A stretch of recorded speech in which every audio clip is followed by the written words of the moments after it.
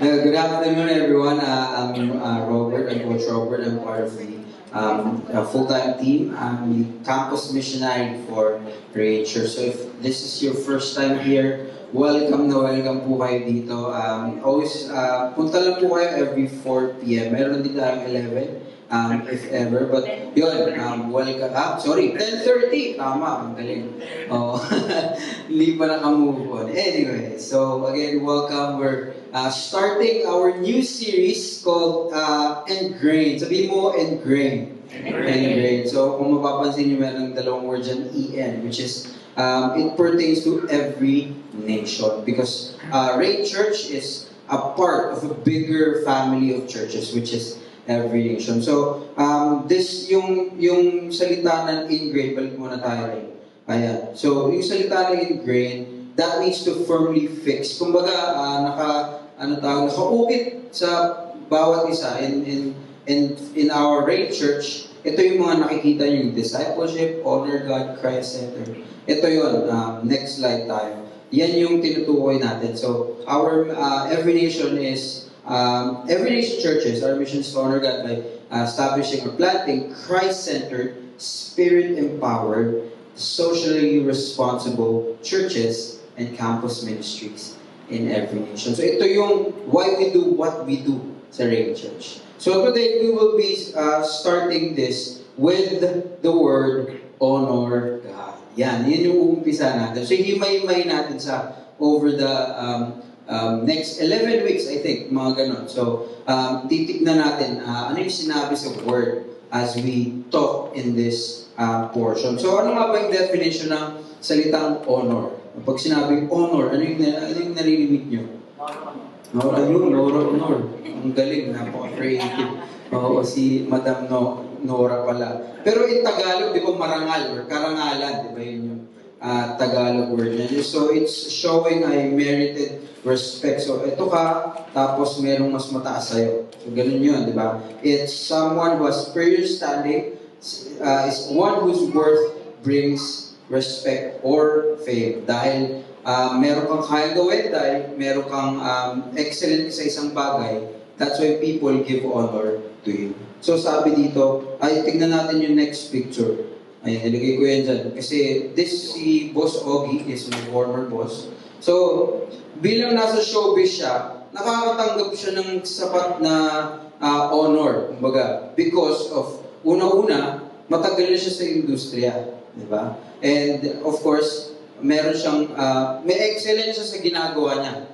Di ba? Ang galing niya magpatawa at ang galing niyang tumutog at kumanta. So, in the same way, ganun yung pagbibigay ng honor kasi merong stature, may level of stature tayo. So, what does it mean for us to honor God? Ano ibig sabihin nun? Diba? So, tignan natin sa Bible kung anong sinabi dito. So, can I invite everyone, tayo po tayong lahat as we read the Word of God. So, we'll be reading from Psalm 145, verses 1 to 7. So, it's in the screen, pero we encourage to bring your own Bible para sabay-sabay tayo mag-aaral. So, sabi dito, I will extol you, my God and King, and bless your name forever and ever. Every day I will bless you and praise your name forever and ever. Great is the Lord and greatly to be praised, and His greatness is unsearchable. One generation shall commend your works to another, shall declare your mighty acts on the glorious splendor of your majesty. And in your wondrous works I will meditate. They shall speak of the might of your awesome deeds, and I will declare your greatness. They shall pour forth the fame of your abundant goodness, and shall sing aloud of your righteousness. Let's pray. Panginoon, thank you for your word, and may your word speak to us, Lord, as we talk about honoring you and how we do it, Lord, in our personal walk with you. In Jesus' name, amen and amen. You may take your seats. Right, so meron tayong picture dito.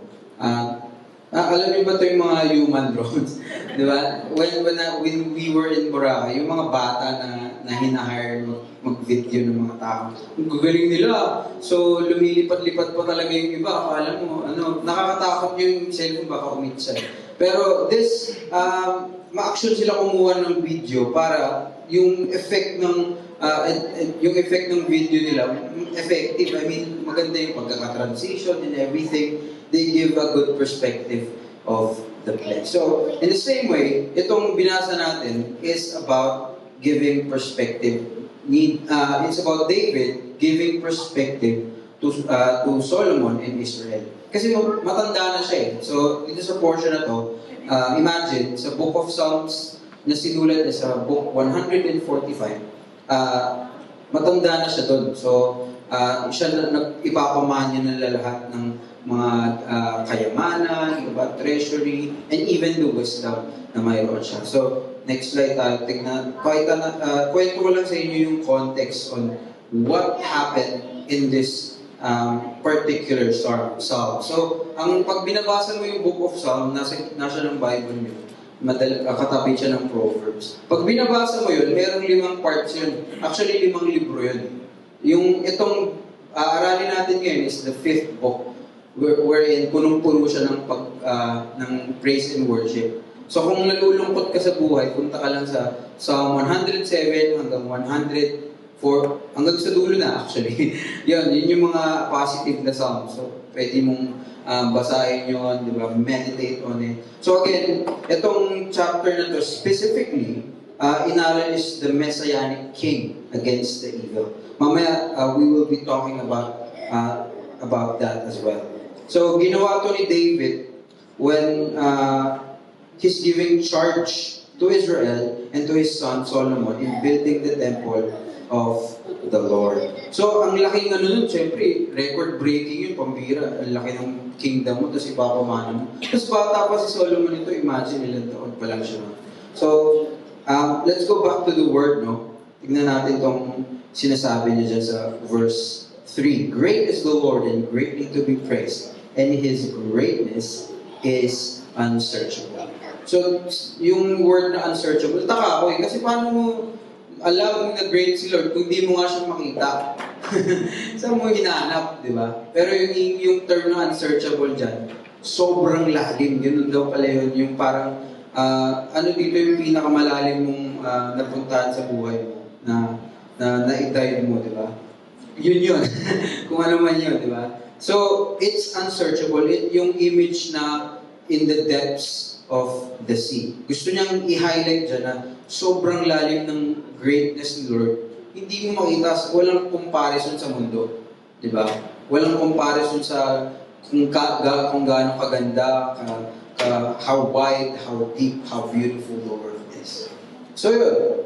Tapos, let's go to the next verse. Sabi dyan, one generation, shall commend your works to another, and shall declare your mighty acts. On the glorious splendor of your majesty, and on your wondrous works, I will meditate. Hinighlight ko dyan the word commend.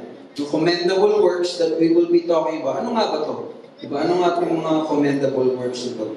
So, sabi dito, lahat ng ginawa ni Lord sa buhay niya, He teaches it to the next, so that they could commend God in all that He does. The word commend, meaning kapag meron kang kakilala na sobrang galing or like maganda yung damit, you commend them or you give a positive affirmation to them. So, the same way, gano'n, di ba?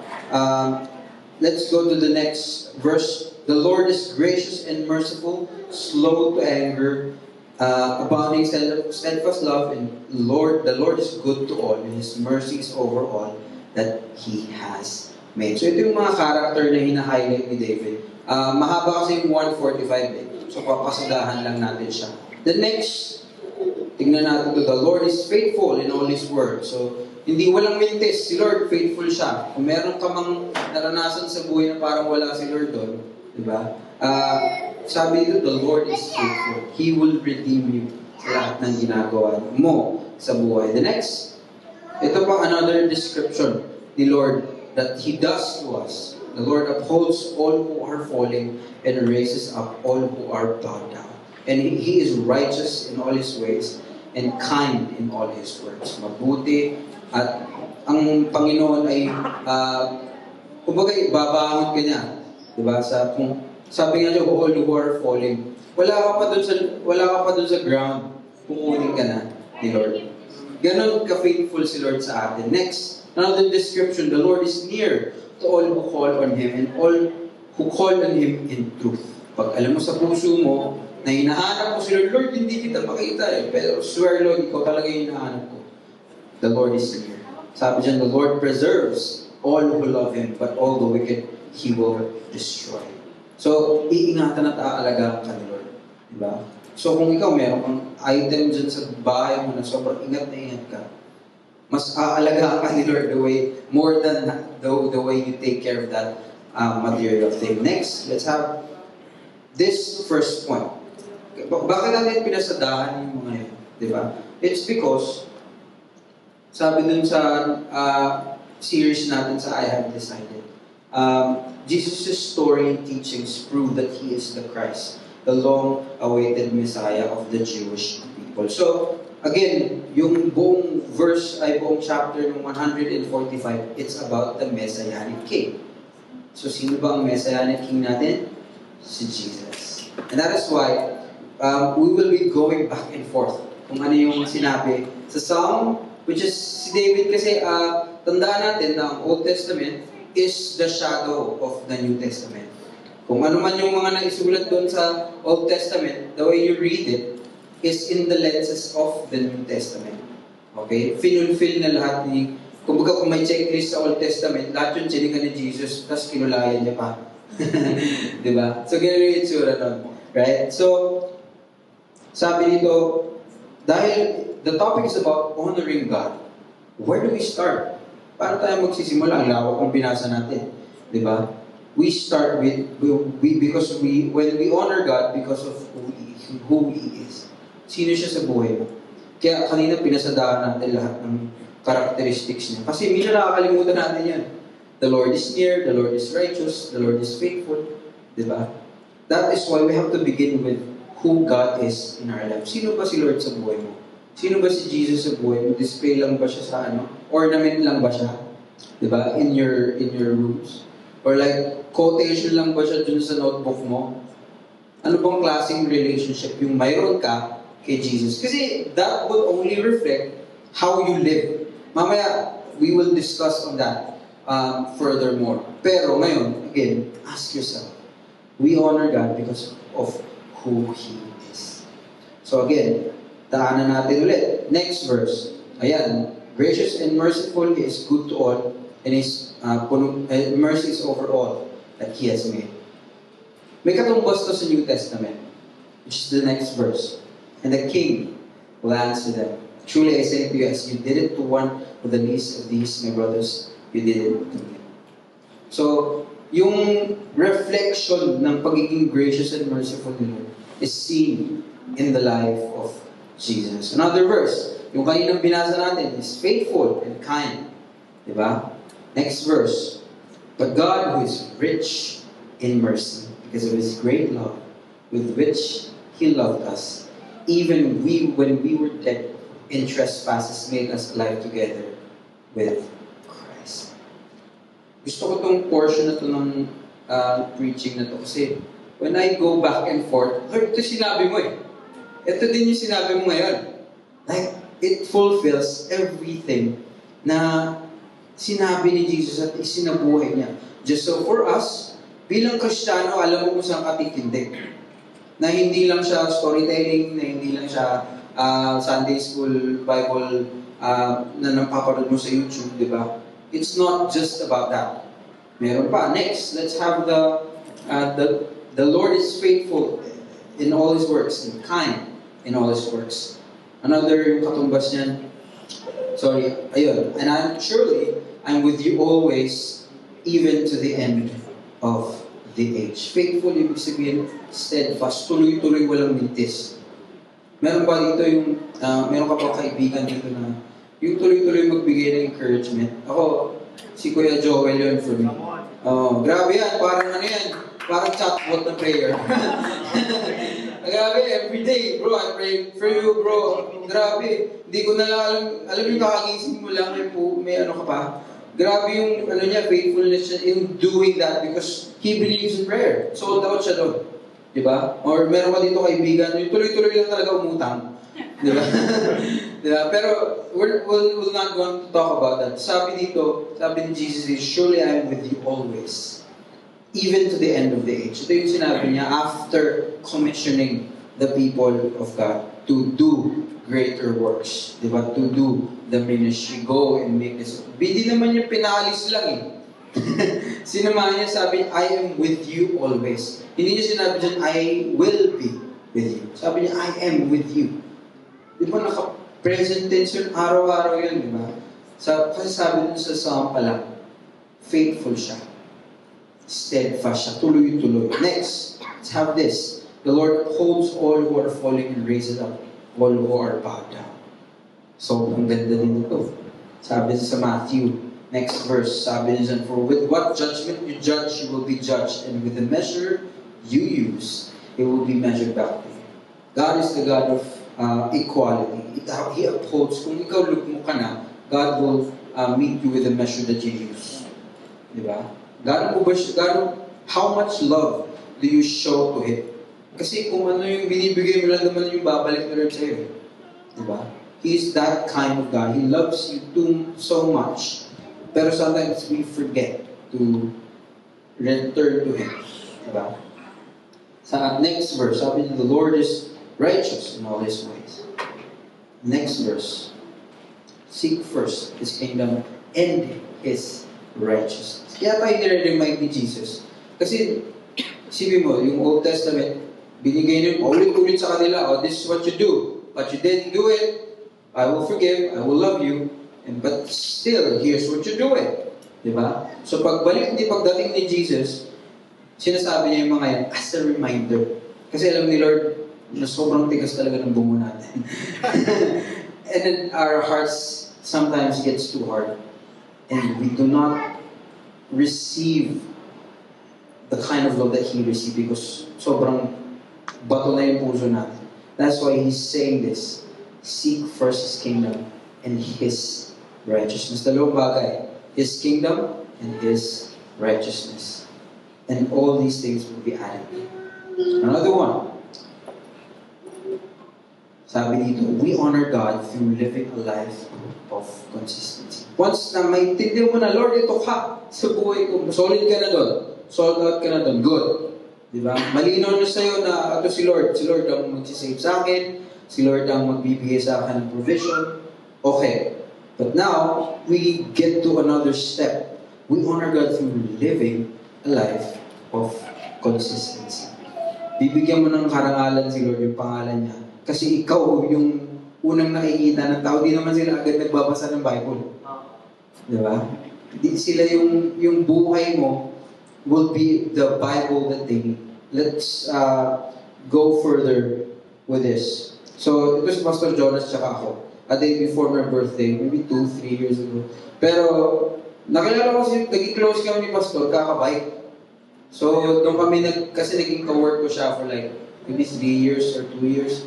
Like, when it was during the pandemic, training po kasi yung trabaho noon for one consulting firm. Diyan sa, C5 yan. Doon yan, sa papuntang Eastwood yan. Doon kami dati nung work. So, nung nagbabike kami parehas ni Pastor dati, meron siya lagi sinasabi, bro, steady ka lang, huwag ka magmadali. Kasi we go up sa Antipolo, syempre, hindi ka naman pupunta sa Antipolo nakabike kung normal kang nilalang, di ba?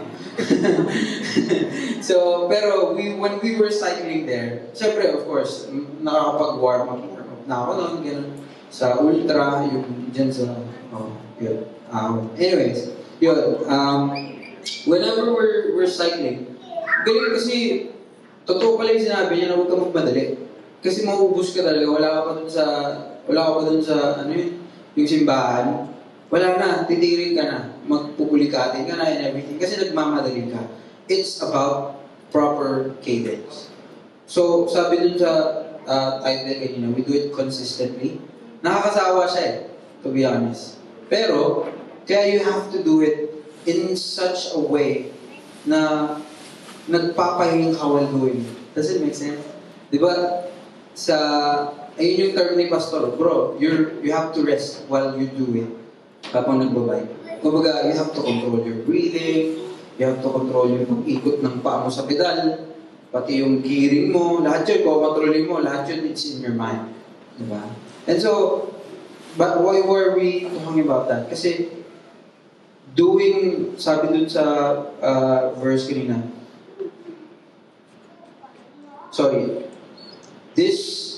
doing this, or being devoted consistently to God, requires discipline. Requires, sabi dito yung isa sa mga lumang kasabihan from within every nation. The same old boring strokes. No shortcuts. Diba? Okay lang na-highlight mo yung Bible mo. Dumihan mo yan. Pag mas madumi yan, mas maraming revelation si Lord para sa'yo. Diba? Pangatlong Bible ko na, or hindi ko na mabilang actually. Pangatlong leather Bible ko na to. Pero marami pa akong Bible na yung napunit na yung page, yung nasulatan ko ng bumakas na yung nag-iba na yung version ng hindi na ESV. Dami ko na sulat. Pero the point is, we have to do it consistently. Sabi dun sa run in the book of Bishop Ferdy, the late Bishop, sabi niya, keep looking at a fixed distance as you move and run. Look to Jesus. So, para hindi ka daw mapagod, siya, ginagawa niya, kasi di ba ultramarathoner siya, 50 kilometers a day, di ba? So, para daw hindi siya mapagod, ang trick niya sa sarili niya, 10 meters lang, titignan niya. Habang tumatak, 10 meters lang, 10 meters, 10 meters. Hanggang naka 50 na siya ng kilometro. Di ba? That way, he could do it every day. Di ba? So, it's about wisdom. Di ba? We're talking about how God wanted us to live a life devoted to Him, but as well as practicing wisdom in doing it. Kasi yung iba all out agad eh. Sunugan eh. Di ba? Pagkatapos ng 2 buwan, 3 buwan, nasan ka na? Di ba? So we have to keep the pace consistently while having wisdom in doing it. Next slide tayo. Sabi dyan, abide in me and I in you. As the branch cannot bear fruit by itself unless it abides in the vine, neither can you unless you abide in me. That's why we're talking about going to God, because hindi tayo, as the branch cannot bear fruit by itself. You cannot. We cannot. Pansin mo, you're just striving day in, day out. Pag pumapasok ka, if you know to yourself na malayo ka na kay Lord. That happened to me during the pandemic. Parang Lord, parang naging, sa movie, naging gray na lahat. Ganun yung itsura. Because you're not doing it while you abide in God. Next verse na. Sabi dito in Joshua 1:8. Dati pa lang, inuulit-ulit na nila yan. Sabi, this book of the law shall not depart from your mouth, but you shall meditate on it day and night, so that you may be careful to do according to all that is written in it. For then you will make your way prosperous, and then you will have good success. Sobrang linaw dun. Di ba? Command muna bago promise. Di ba? Sobrang linaw dun. So how, which then explain under the majesty, we can get back on all the warnings. Napakadami po. Totoo yung sinasabi nila na nandito lahat ng solusyon sa problema sa buhay. Diba? Minsan kailangan lang i-paraphrase. Huwag ka kasi mag-King James, baka di mo lang maintindihan. Diba? Pero, find the truth. Find the answers in life here. Nandun lang lahat. And so, the question is, what do we meditate on a daily basis? Diba? What do you consume? Like, magsa-sound trip ka lang, stuck ba yan? Or sino ba yung sound trip mo? Diba? Like, what do you watch? Even, yung mga vlogs na pinapanood mo dumadaan sa timeline. Okay lang yung mga nag-aayos ng yung mga nagre-repair. Okay lang, pwede pa yun. Yung mga nagluluto. Pwede pa yun, pero huwag lang fasting. Pag fasting, mahirap yun, guys. Extra challenge yun sa ginagawa yun. Pero yun, as we consistently walk in God, look at His wonderful works. Nagiging response natin yung sinasabi niya as you walk in it. Di ba, pansin mo kapag na-LSS ka, naglalakad ka, kumakanta ka, Kanina, ano yung kanta ni Pastor kanina, ate? Walang wala kang katulad. Ayun, di ba? Paulit-ulit yun sa akin kanina habang kumakain ako ng giniling. So, like, all the more, when you expose yourself to the Word of God, yun na yung lalabas. Huwag ka lang maging weird, please. Huwag ka lang maging weird. Praise the Lord! Huwag lang. Yun lang. hindi. That's why we have to be wise about how we go about it. Diba? Kaya ang daming wisdom sa Bible that we can get back at. So sabi dito, next tayo. We honor God through sharing our testimony.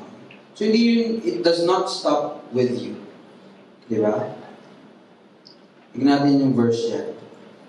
Sabi dyan, they shall speak of the might of and I will declare your greatness. They shall pour forth the fame of your abundant goodness and shall sing aloud of your righteousness. Can we go to the next verse?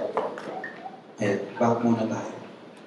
So, sabi dito, makikinig ang lahat kapag maintindihan nila ang mga ginawa ng Panginoon nila sa buhay. Panginoon sa buhay mo.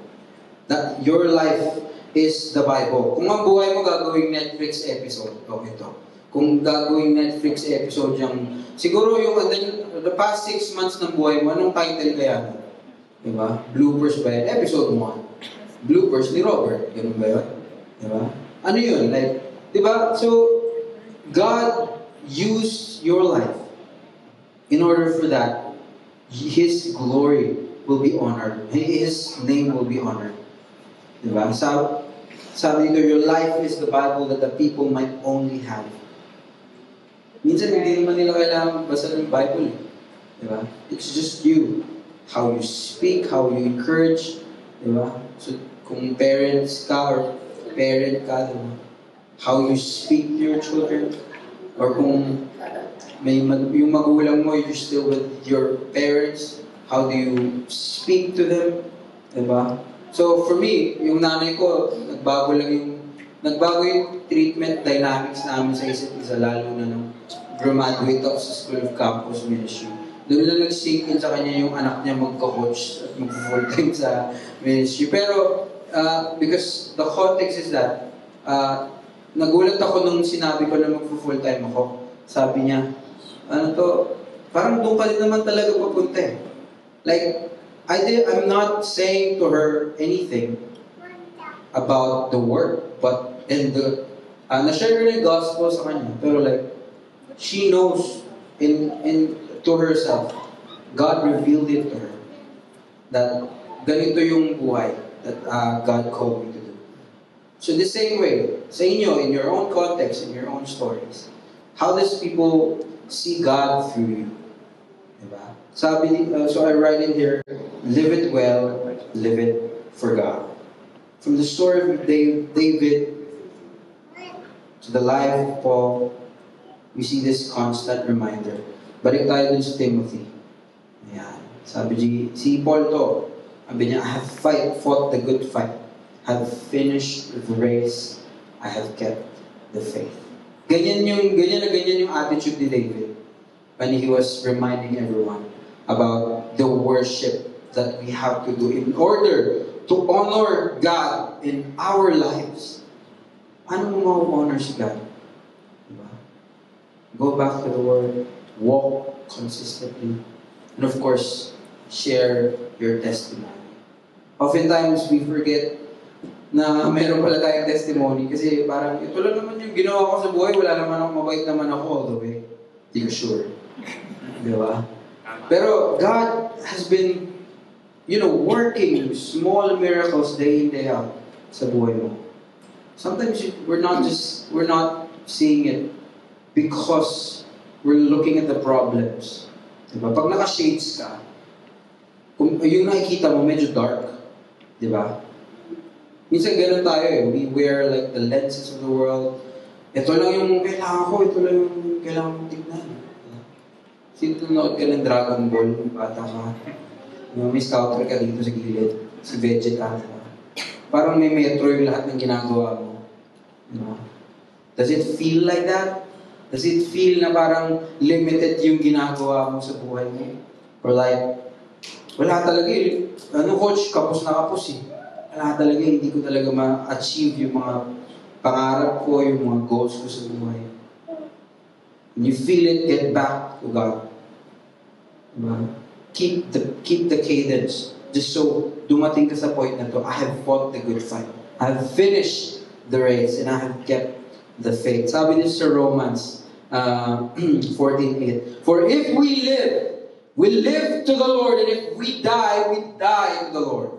So then whether we live or whether we die, we are the Lord's. May ganyan ka ng option because you know you've placed your life in honoring God every day. Diba? That's how it looks like. So I wrote here as we end. We honor God because of who He is. We honor God through living a life of faithfulness. And we honor God through sharing our testimony. Let me call Kuya Theo. Can we invite everyone to stand? And we'll be praying. Alayin lang natin yung puso natin this afternoon. That as we honor God, I believe na lahat tayo dito in our own little corners, gagamitin tayo ni Lord. Kung ano man yung context mo, nag-work ka man sa corporate, di ba? Or like God called you to be to do media, social media. God called you whatever that you do in your life. As a family man, diba? Alayin lang natin yung puso natin. Let's pray. Panginoon, thank you. Seeing you, understanding, Lord, who you are in our lives is the very first thing that we have to get back to. If you're here, tapos pakiramdam mo, Lord, naglayo mo eh. Lord, parang hindi na kita maramdaman. What's happening, Lord? If you're here, and if that's you, can you raise up your hand? We'll just pray. Lord, we return to you. Lord, bumabalik kami sa iyo. Thank you kasi it's always an open arm that we get to. Salamat, Lord, kasi niyayakap mo lang kami all the way. Salamat, Lord, because you're faithful then. You're always faithful. You always have been. And I pray, Lord, sa mga kapatid, Lord, that is here. Right now, Lord, I pray, be near to them. Carry them, Lord.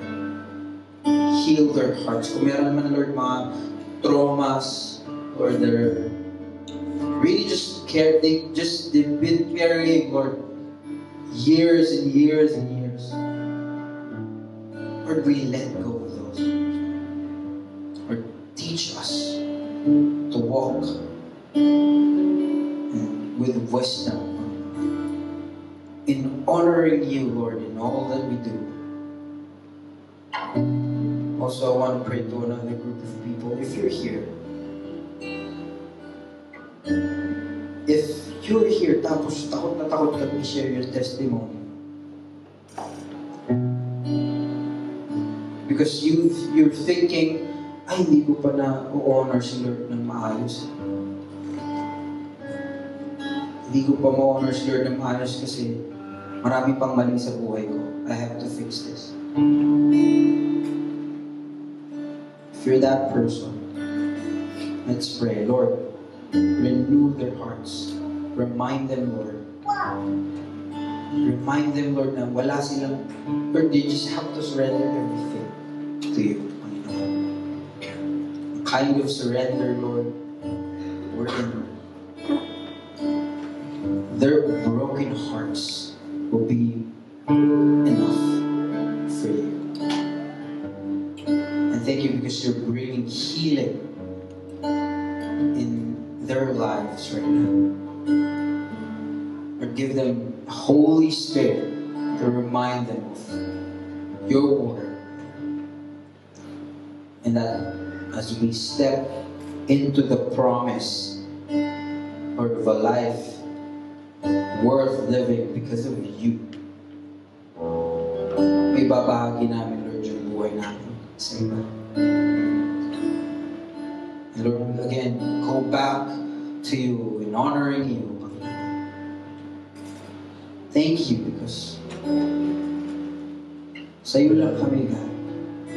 As we, Lord, return to our homes, Lord, we speak life to those na nakakausap namin, nakakasalamuha namin, and even, Lord, those that we do not like at all. Give us the grace to share your hope, hope of the gospel in their lives. Let's raise our hands and receive this blessing. Thank you, Jesus. May the Lord bless you and keep you, and that His face will be radiating to you, give you life. Thank you, Lord, for sa iyo lang yung honor and glory that we have in our lives. Thank you, Jesus. In Jesus' name. Amen and amen. Give God praise.